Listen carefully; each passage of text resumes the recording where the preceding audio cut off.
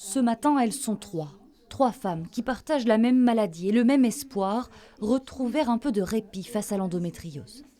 Franchement, c'est juste la gestion de la douleur qui est très difficile. Et du coup, en fait, dans le quotidien, de ce que ça va engendrer, de ne pas pouvoir trouver un travail, de ne pas pouvoir garder un travail, de ne pas pouvoir faire un deuxième enfant, de trouver un partenaire qui va réussir à comprendre.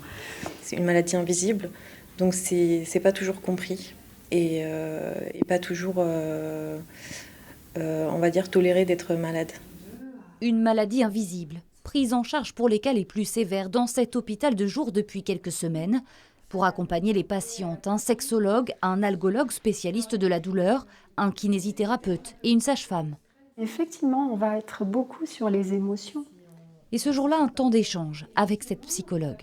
Qu'on ne leur dise pas, à un moment donné, c'est dans votre tête, se sentir comprise dans le fait qu'il y a vraiment des symptômes somatiques qui sont très gênants et comment faire avec, comment essayer de vivre avec.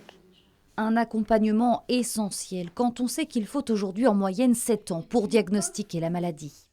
On dit que j'étais une enfant trop stressée, que c'est pour ça que j'avais mal au ventre. Parmi les participantes, Denis, venu accompagner sa femme.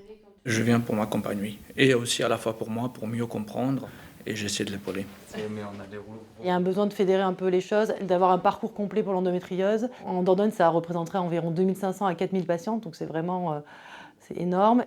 Seules les patientes adressées par un médecin généraliste ou un gynécologue peuvent bénéficier de ces hospitalisations.